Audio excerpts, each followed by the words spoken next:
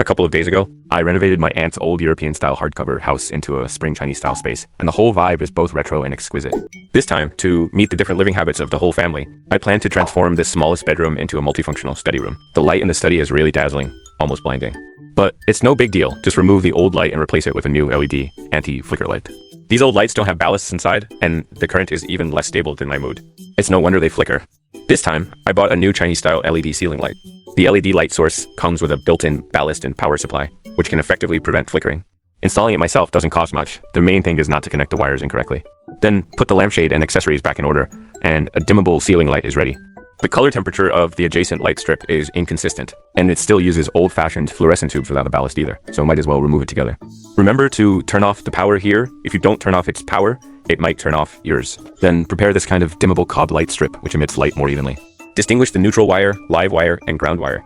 Connect them to the power supply in order, and connect the other end to the light strip. Tear off the adhesive backing and stick it in the original light trough. Now the replacement of the dimmable light strip is complete. The color temperature can be adjusted freely with a remote control to match other lamps at home, making the atmosphere much more high-end. Besides, the view outside the study is great, but this shabby curtain really ruins the scenery, so let's remove it and upgrade it together. I found an electric Shangri-La blind. Installation is very simple. Install the clips where the curtain will be placed, then align and snap it on, and it's installed. This curtain rod has a built-in rechargeable battery and motor. It can be controlled to go up and down via a remote control or connected to an intelligent voice system, and the angle can also be adjusted with the remote control to control light transmission. It looks much better now. We plan to place a row of bookcases against the wall, which will block the light switch, so we need to adjust it a bit. We need to remove the old switch, find its control wire, and replace it with a wireless parent-child switch. Keep the main switch in its original position. After wirelessly connecting it to the child switch, it can achieve linkage. This way, wireless two-way control is possible without wiring. Tear off the adhesive backing and stick the child switch anywhere you want. This way, placing the bookcases won't affect the normal use of the switch. Add a few taller bookcases in the gap at the top to make it look more coordinated and more practical. The whole set is made of North American black walnut with a very delicate texture.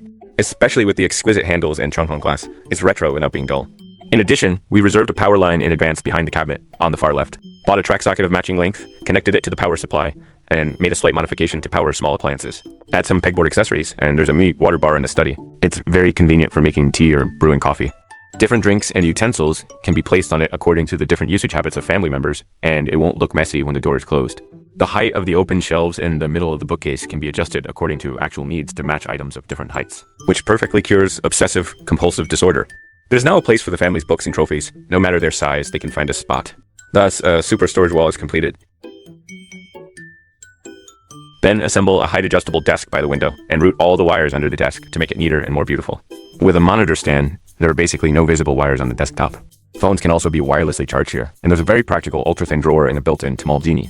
Match it with an office chair, and our office and entertainment area is basically ready. When you're tired from sitting for a long time, you can raise the desk to work standing up, or pull out the footrest under the chair to lie down and rest for a while. We can also upgrade a light strip that syncs with screen light behind the computer to directly switch to leisure and entertainment mode.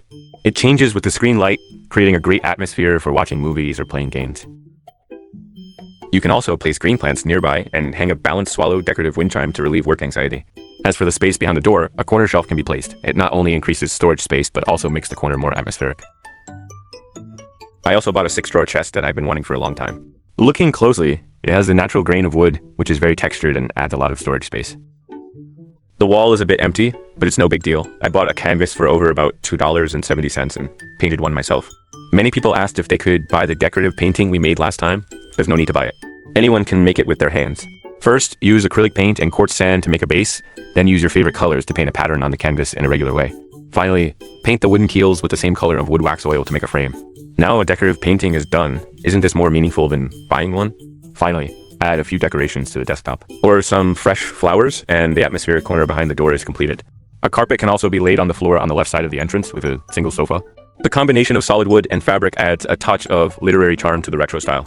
Add a floor lamp next to it, and the puzzle decorative painting I put together a while ago can also be hung on the wall. A highly atmospheric reading nook is now set up.